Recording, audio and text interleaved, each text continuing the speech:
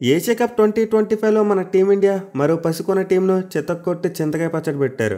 Batting, bowling, fielding ఇలా 3 విభాగాల్లో కూడా పాకిస్తాన్ టీం మీద మిసైల్స్ విసిరారు. మెయిన్లీ మరోసారి బౌలింగ్లో కుల్దీప్ యాదవ్ రెచ్చిపోతే బ్యాటింగ్లో అభిషేక్ శర్మ షేక్ ఆడించాడు. ఇన్ఫ్యాక్ట్ ఆపరేషన్ సింధూర్ జరిగినప్పుడు పాకిస్తాన్ ఎలా కకావికలమైందో ఇప్పుడు కూడా same to same Pakistan team మొత్తం విలవల్లాడిపోయింది మన వాళ్ళ తప్పకే.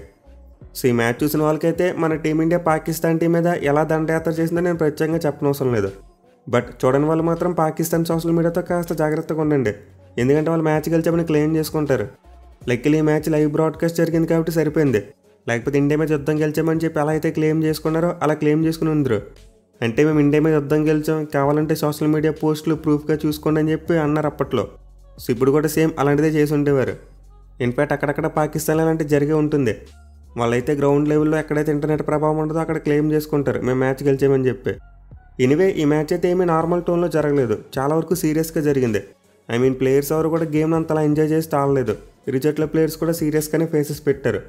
ఇన్ఫ్యాక్ట్ మ్యాచ్ ముందు కానీ మ్యాచ్ తర్వాత కానీ ఎక్కడ కూడా షేక్ హ్యాండ్స్ అనేది జరగలేదు. రెండు జట్ల ప్లేయర్స్ జస్ట్ మెకానికల్గా మ్యాచ్ ఆడారు అంతే. అంటే మ్యాచ్ ఆడాలి కాబట్టి ఆడాలి అన్నట్టు ఆడారు కానీ ఎక్కడ కూడా కమ్యూనికేషన్ కనిపించలేదు.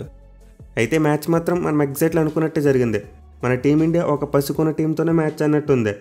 ఇన్ఫ్యాక్ట్ చివరిలో మన బౌలింగ్ సరిగ్గా లేదు కానీ లేకపోతే పాకిస్తాన్ టీం పట్టుమని 100 పరుగులు కూడా కొట్టుండేది కాదు. సో ఈ మ్యాచ్లో అయితే పాకిస్తాన్ టీం టాస్ గెలిచి ఎన్ని వికెట్ల తేడాతో మ్యాచ్ ఓడిపోలో డిసైడ్ చేసుకున్నారు. అయితే రెండు జట్ల ప్లేయింగ్ లెవెన్లో చూసుకుంటే మాత్రం ఎలాంటి మార్పు లేదు, 2 టీమ్స్ సేమ్ ప్లేయింగ్ లెవెన్తో వచ్చారు.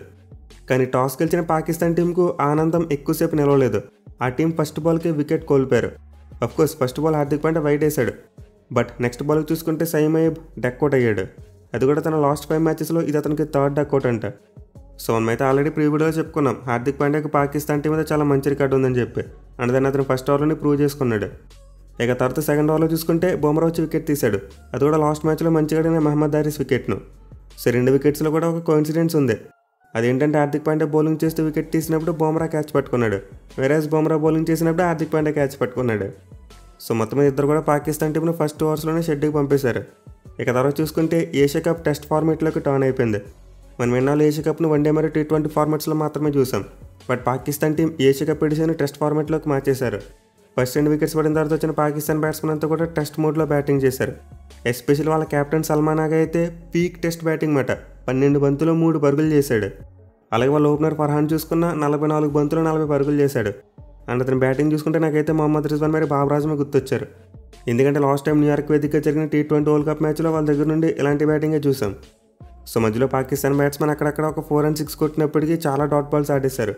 మెయిన్లీ మన టీమిండియా స్పిన్నర్స్ పాకిస్తాన్ బ్యాట్స్మెన్కు ఎక్కడా ఛాన్స్ అవ్వలేదు. మన వాళ్ళు బౌలింగ్ చేస్తుంటే ఏదో మిసైల్స్ వేసినట్టే ఉంది. ప్రతి బాల్ కూడా ఆల్మోస్ట్ స్టంప్స్ని ఏం చేస్తూ వేశారు.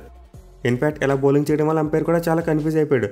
ఎలా ఇండియన్ బౌలర్స్ వికెట్ బౌలింగ్ చేస్తున్నారు కదా, సో LBW అయిన ప్రతిసారి కూడా అవుట్ ఇచ్చేద్దామని ఫిక్స్ అయిపోయారు, అలాగే చేశారు. కానీ లక్కీలీ పాకిస్తాన్ టీంకి DRS ఉంది కాబట్టి సరిపోయింది, లేకపోతే ఆ టీం 80 పరుగులకు ఆల్అౌట్ అయిపోయింది. సో ఈ మ్యాచ్లో మన స్పిన్నర్స్ యాక్యురసీ అయితే మామూలుగా లేదు. వరుణ్ చక్రవర్తి, కుల్దీప్ యాదవ్ మరి అక్షర్ పటేల్ ముగ్గురు కూడా దద్దరిల్లిపోయి బౌలింగ్ చేశారు. అంపైర్ LBWగా అవుట్ ఇచ్చిన బాల్స్ కొంతవరకు ఎక్కువగా టర్న్ అయ్యాయి, కానీ లేకపోతే పాకిస్తాన్ టీం UAE కంటే తొందరగా ఆల్అౌట్ అయిపోయి ఉండేది. సో ముందు వరుణ్ మరి కుల్దీప్ యాదవ్ చెరో ఓవర్ వేసినప్పుడు మనకైతే వికెట్ రాలేదు. బట్ ఎప్పుడైతే అక్షర్ పటేల్ బౌలింగ్కి వచ్చాడో అప్పుడు ఫకర్ జమాన్ వికెట్ తీశాడు. అండ్ ఆ బాల్ చాలా అంటే చాలా ఇంటెలిజెంట్ బాల్ అని చెప్పుకోవాలి. ఫకర్ జమాన్ లెగ్ సైడ్ గట్టిగా షాట్ ఆడడానికి వస్తాడని చెప్పి ముందే క్యాచ్ చేసి ఆ బాల్ను కొంతవరకు ఆర్క్లో లేకుండా బౌలింగ్ చేశాడు. ఇక తర్వాత చూసుకుంటే తను వేసిన నెక్స్ట్ ఓవర్లో పాకిస్తాన్ కెప్టెన్ సల్మాన్ ఆగా అవుట్ చేశాడు. సో వికెట్ అయితే మన టీమిండియాకు ఒక ఫ్రీ గిఫ్ట్ అని చెప్పుకోవచ్చు. ఎందుకంటే అసలు పాకిస్తాన్ కెప్టెన్ ఎక్కడ కూడా బ్యాటింగ్ చేసేటట్టు కనిపించలేదు, చాలా తడబడ్డాడు. ఆల్మోస్ట్ ప్రతి బాల్ కూడా డాట్ బాల్ ఆడుతూనే ఉన్నాడు. ఇన్ఫ్యాక్ట్ మరి 2 ఓవర్ల పాటు అతను ఉంటే ప్యూర్ టెస్ట్ క్రికెట్ చూసేవాళ్ళం. కానీ అక్షర్ పటేల్ ఆట చూడలేక కొట్టుకున్నట్టు ఒక బాల్ వేశాడు, బట్ ఆ బాల్ కూడా అతను సరిగ్గా ఆడలేకపోయాడు, క్యాచ్ అవుట్ అయిపోయాడు. ఇక తర్వాత చూసుకుంటే కంప్లీట్లీ కుల్దీప్ యాదవ్ షో. అసలు పాకిస్తాన్ బ్యాట్స్మెన్కి ఏం అర్థం కాలేదు. మహమ్మద్ నవాజ్, హసన్ నవాజ్ అలాగే ఫర్హాన్ ముగ్గురు కూడా కుల్దీప్ యాదవ్ బౌలింగ్ అవుట్ అయిపోయారు. మెయిన్లీ మ్యాచ్ ముందు పాకిస్తాన్ లేవో కారు కోతలు కూశారు, 6 బాల్కు 6 సిక్స్లు కొడతామని చెప్పి. కానీ ఇక్కడ చూసుకుంటే 6 బాల్కు 6 సిక్స్లు దేవుడెరుగు, కనీసం రన్నే బాల్ కూడా కొట్టలేకపోయారు. సో పాకిస్తాన్ వాళ్ళు మ్యాచ్ ముందు తమ నోటికి పని చెప్తే గ్రౌండ్లో మాత్రం మన టీమిండియా తమ చేతులకు పని చెప్పారు. పాకిస్తాన్ టీంను కుక్కను కొట్టినట్టు కొట్టారు. అయితే చివరిలో చూసుకుంటే మాత్రం షాహిన్ అఫ్రిది పాకిస్తాన్ టీం యొక్క పరువు ఎంతో కొంత కాపాడాడని చెప్పుకోవచ్చు. 16 బంతులు 33 పరుగులు చేశాడు. మెయిన్ అతను బ్యాటింగ్లో చూసుకుంటే 4 సిక్స్లు ఉన్నాయి. సో ఎగ్జాక్ట్లీ ఇక్కడ ఏం జరిగిందంటే షాహిన్ అఫ్రిది 4 సిక్స్లు కూడా ఒకేలా కొట్టాడు. అంటే మనం గల్లీ క్రికెట్లో గుడ్డు ఊపడని చెప్పుకుంటాం చూడండి, అదే చేశాడు. కానీ మన టీమిండియా బౌలర్స్ చేసిన మిస్టేక్ ఏంటంటే తన ఆర్క్లో బౌలింగ్ చేయడం. సో మన టీమిండియా బౌలింగ్లో ఏదైనా చిన్న డిసప్పాయింట్మెంట్ ఉందంటే అది ఇది మాత్రమే. మన వాళ్ళు షాహిన్ అఫ్రీదీని కొంతవరకు తక్కువ అంచనా వేసినట్టు ఉన్నారు. ఆర్ఎల్స్ మరీ తక్కువ స్కోర్ ఉంటే మన బ్యాట్స్మెన్కు బ్యాటింగ్ ప్రాక్టీస్ ఉండదేమనుకుని చెప్పి చివరిలో కాస్త రన్స్ ఇచ్చి ఉండాలి.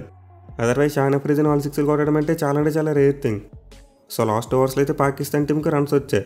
దీనివల్ల వాళ్ళ టీమ్ స్కోర్ 120 దాటింది. అదర్వైజ్ 100 లోపు అవుట్ అయిపోయి ఉండేవారు. ఎనీవే ఈ లాస్ట్ ఓవర్స్ని పక్కన పెడితే మన స్పిన్నర్స్ గేమ్ని చాలా డామినేట్ చేశారు. మేలు కుల్దీప్ యాదవ్ కేవలం 18 పరుగులు మాత్రమే ఇచ్చి 3 వికెట్లు తీసుకున్నాడు. అండ్ అక్షర్ పటేల్ చూసుకున్న 18 పరుగులు ఇచ్చి అతను 2 వికెట్లు తీసుకున్నాడు. అండ్ ఆల్సో బుమ్రా కూడా 2 వికెట్లు పడగా హార్దిక్ మరియు వరుణ్ చక్రవర్తి ఇద్దరు కూడా చెరో వికెట్ తీసుకున్నారు. సో మొత్తం మీద మన టీమిండియా మెయిన్ బౌలర్స్ అందరికి కూడా వికెట్స్ వచ్చాయి. ఇన్ఫ్యాక్ట్ ఒక కలెక్టివ్ ఎఫర్ట్ అని చెప్పుకోవచ్చు. ఇక చేజింగ్ విషయానికి వస్తే మన టీమిండియా బ్యాట్స్మెన్ ఏదో నెట్ ప్రాక్టీస్ చేసుకున్నట్టు చాలా ఈజీగా టార్గెట్ని కొట్టేశారు. ఎస్పెషల్లీ మరోసారి అభిషేక్ శర్మ రెచ్చిపోయాడు. మరి ముఖ్యంగా ఫస్ట్ 2 బాల్స్కి 4 and 6 కొట్టాడు. సో లాస్ట్ మ్యాచ్లో అయితే అభిషేక్ శర్మ ఫస్ట్ బాల్కి 6 నెక్స్ట్ బాల్కి 4 కొట్టాడు. కానీ ఈ మ్యాచ్లో దాన్ని రివర్స్ చేశాడు. అయితే లాస్ట్ మ్యాచ్లో కొట్టిన దానికంటే ఈ మ్యాచ్లో కొట్టింది ఇంకా ఎక్కువ మజా ఇచ్చింది. పర్టికులర్గా ఫస్ట్ బాల్కి సింహంలో ముందుకు దూకి బ్యాట్ తీసిరాడు. ఇన్ఫ్యాక్ట్ కొంచెం ఉంటే బౌలర్ తలకో లేకపోతే ఎంపైర్ తలకో బాల్ తగిలి ఉండేది. సో అభిషేక్ శర్మ అయిన ఫస్ట్ షాట్కి పాకిస్తాన్ వాళ్ళకి తడిసిపోయి ఉంటుంది. ఎస్పెషల్లీ బౌలర్ అయితే కాకాపెక్కలు అయిపోయాడు. ఇదేంట్రా బాబు ఇలా కొట్టాడని చెప్పి షాక్ అయిపోయాడు. అయితే నెక్స్ట్ బాల్కి చూసుకుంటే దీనికి మించిన సినిమా 6 కొట్టాడు. ఇన్ఫ్యాక్ట్ ఈ మ్యాచ్లో అభిషేక్ శర్మ తను కొట్టిన రన్స్లో 70% రన్స్ కేవలం షాహిన్ అఫ్రీదీ బౌలింగ్లోనే కొట్టాడు. మరి ముఖ్యంగా థర్డ్ ఓవర్లో లెగ్ సైడ్ వైపు ఒక 6 కొట్టాడు. అదైతే అరాచకం. సో లిటరల్ అభిషేక్ శర్మ తన బ్యాటింగ్తో షాహిన్ అఫ్రీదీ బౌలింగ్ను ఒక చిన్న పిల్లడి బౌలింగ్లో ట్రీట్ చేశాడు. ఎక్కడ కూడా రెస్పెక్ట్ అనేది ఇవ్వలేదు. ఇన్ఫ్యాక్ట్ రెస్పెక్ట్ కూడా పక్కన పెట్టండి, పాకిస్తాన్ మ్యాప్ యొక్క షేప్ను కొట్టినట్టు చిత్తకొట్టి పాడేశాడు. అయితే పాకిస్తాన్ బ్యాటింగ్లో చివరిలో ఒక సర్ప్రైజ్ అలా చూసాము. పాకిస్తాన్ బౌలింగ్లో కూడా స్టార్టింగ్లో అలా ఒక సర్ప్రైజ్ చూసాం. వాళ్ళ part time bowler Saim Ayub చేత పవర్ ప్లేలో బౌలింగ్ చేయించారు. అండ్ గెస్ వాట్, అతనైతే 3 వికెట్లు తీసుకున్నాడు. అది కూడా అతనికి బాల్ అయితే చాలా మంచిగా టర్న్ అయింది. ఎస్పెషల్లీ శుభ్మన్ గిల్ మరియు తిలక్ వర్మ వీళ్ళిద్దరికీ చాలా మంచి బాల్స్ వేశాడు. సో ఈ మ్యాచ్లో అయితే పాకిస్తాన్ ప్లేయర్స్ వాళ్ళు యాక్చువల్గా ఏం చేయాలో చేయలేదు. అంటే బ్యాటింగ్ చేయవలసిన బ్యాట్స్మెన్ బ్యాటింగ్ చేయలేదు, బౌలర్స్ వచ్చి బ్యాటింగ్ చేశారు. వేరేస్ బౌలింగ్లో చూసుకుంటే వాళ్ళ మెయిన్ బౌలర్స్ వికెట్లు తీయలేదు, పార్ట్ టైం బౌలర్ వచ్చి వికెట్లు తీశాడు. అయితే మన వాళ్ళ ట్రీట్మెంట్లో మాత్రం ఎలాంటి మార్పు లేదు. మన ఓపెనర్స్ ఇద్దరు అవుట్ అయ్యేసరికి మన వాళ్ళు 3.4 ఓవర్స్లో 41 రన్స్ కొట్టేశారు. ఎస్పెషల్లీ అభిషేక్ శర్మ 13 బంతులను 31 పరుగులు చేశాడు. అలాగే శుభ్మన్ గిల్ చూసుకున్న 2 4లు కొట్టి మంచి నిక్లో ఉన్నట్టు కనిపించాడు. బట్ సయీం అయూబ్ వేసిన ఫ్లైటెడ్ క్యారమ్ బాల్కి డిసీవ్ అయి స్టంప్ అవుట్ అయిపోయాడు. అయితే తర్వాత చూసుకుంటే సూర్య మరియు తిలక్ మధ్య ఒక పెద్ద పార్ట్నర్షిప్ చూసాం. ఇద్దరు కలిసి 3వ వికెట్కు 56 పరుగులు యాడ్ చేశారు. వీళ్ళిద్దరు కూడా చాలా సెన్సిబుల్గా బ్యాటింగ్ చేశారు. సో మన ఓపెనర్స్ అవుట్ అయిన తర్వాత స్కోరింగ్ రేట్ అయితే కొంతవరకు పడింది. బట్ స్టిల్ పాకిస్తాన్ టీంకి అయితే అసలు ఎక్కడ కూడా కంబ్యాక్ చేసే ఛాన్స్ ఇవ్వలేదు. మేల్ అబ్రార్ అహ్మద్ బౌలింగ్ని చాలా జాగ్రత్తగా చూసాడారు. ఎందుకంటే అతను బౌలింగ్లో అవుట్ అయితే మళ్ళీ తనకి ఫిట్స్ వస్తాయి. దీంతో మన టీమిండియా బ్యాట్స్మెన్ అబ్రార్ అహ్మద్ యొక్క క్షేమం కోరి తనకు వికెట్ ఇవ్వకుండా బ్యాటింగ్ చేశారు. కానీ మిగతా బౌలర్స్ని చూసుకుంటే మాత్రం ఉతికారేశారు. ఎస్పెషల్లీ పాకిస్తాన్ కోచ్ మహమ్మద్ నవాజ్ని నెంబర్ 1 T20 బౌలర్ అన్నాడు. అందుకనేమో మన వాళ్ళు అతను చిత్తకొట్టి పాడేశారు. అలాగే సుఫియాన్ ముఖ్యం బౌలింగ్తో కూడా ఒక ఆట ఆడుకున్నారు. సో తిలక్ వర్మ అయితే వచ్చారు కానీ కొంతవరకు అటాక్ చేసి డిఫరెంట్ కైండ్స్ ఆఫ్ షాట్స్ ఆడాడు. వేరేస్ ఆ టైంలో చూసుకుంటే సూర్యకుమార్ యాదవ్ కొంతవరకు బాక్తోనే ఆడాడు. బట్ గేమ్ ప్రోగ్రెస్ అయ్యే కొద్దీ వాళ్ళ రోల్స్ స్విచ్ అయ్యాయి. ఎస్పెషల్లీ చివరిలో సూర్యకుమార్ యాదవ్ బేభత్సంగా యాక్సిలేట్ చేశాడు. మెయిన్లీ ఒక 6తో గేమ్ని ఫినిష్ చేయడం ఒక పర్ఫెక్ట్ థింగ్ అని చెప్పుకోవాలి. సో మన టీమిండియా బ్యాట్స్మెన్కి అయితే ఈ చేసి ఒక కేక్ వాక్లా సాగిపోయింది. ఎక్కడ కూడా కష్టపడలేదు. అయితే గేమ్ అయిపోయిన తర్వాత పోస్ట్ మ్యాచ్ ప్రజెంటేషన్లో సూర్యకుమార్ యాదవ్ చాలా మంచిగా మాట్లాడాడు. మేమైతే పహల్గామ్ అటాక్లో విక్టిమ్గా ఉన్న ఫ్యామిలీస్కు తోడుగా ఉంటామని చెప్పాడు. అండ్ ఆల్సో విజయాన్ని మన సైన్యానికి డెడికేట్ చేస్తే వాళ్ళని చాలా ప్రైజ్ చేశాడు. సో సూర్య చివరిలో మాట్లాడిన మాటలు ఏవైతే ఉన్నాయో నిజంగా చాలా మంచిగా అనిపించాయి. అండ్ ఆల్సో ఈ మ్యాచ్లో మన టీమిండియా ప్లేయర్స్ ఎవరు కూడా పాకిస్తాన్ ప్లేయర్స్తో ఫ్రెండ్లీగా కనిపించలేదు. ఇన్ఫాక్ట్ ముందు చెప్పుకున్నట్టు మ్యాచ్ అయిపోయిన తర్వాత షేక్ హ్యాండ్స్ కూడా ఇచ్చుకోలేదు. ఈవెన్ టాస్ టైంలో కూడా నార్మల్గా చూసే ఫ్రెండ్లీనెస్ అయితే చూడలేదు. సో క్లియర్లీ మన వాళ్ళైతే కొంతవరకు ఆ ఇష్టంతోనే మ్యాచ్ అనేది అనిపించింది. కానీ ఎండ్ ఆఫ్ ద డే చూసుకుంటే మరోసారి పాకిస్తాన్ టీంను చిత్తుగా ఓడించారు. మన సైన్యం ఎలా అయితే ఆపరేషన్ సింధూర్తో పాకిస్తాన్ మట్టు పెట్టిందో సేమ్ మన టీమిండియా ప్లేయర్స్ కూడా అదే చేశారు. పాకిస్తాన్ క్రికెట్ టీంను వాళ్ళ ఫ్యాన్స్ను మట్టు పెట్టారు. ఇన్ఫాక్ట్ మ్యాచ్ సగం అయ్యేసరికి స్టేడియంలో ఉన్న పాకిస్తాన్ ఫ్యాన్స్ తట్టబాటు సదురుకుని ఇంటికి వెళ్ళిపోయారంట. సో ఇన్ని బట్టి అర్థం చేసుకోవచ్చు మన టీమిండియా మ్యాచ్లో పాకిస్తాన్ టీంను ఏ రేంజ్లో డామినేట్ చేశారని చెప్పి. వాళ్ళ ఓన్ ఫ్యాన్సే మ్యాచ్ సగం అయ్యేసరికి ఓటమి నొప్పుకుని పరారైపోయారు. ఇక విజయంతో అయితే మన టీమిండియా సూపర్ 4కి వెళ్ళిపోయినట్టే. అండ్ మోస్ట్ లైక్లీ మనమైతే సండే రోజు మళ్ళీ ఇండియా పాకిస్తాన్ మ్యాచ్ చూడొచ్చు. ఒకవేళ పాకిస్తాన్ టీం యూఏ టీంని బీట్ చేస్తే. అదర్వైజ్ మళ్ళీ ఏషియా కప్లో ఇండియా పాకిస్తాన్ మ్యాచ్ చూడలేము.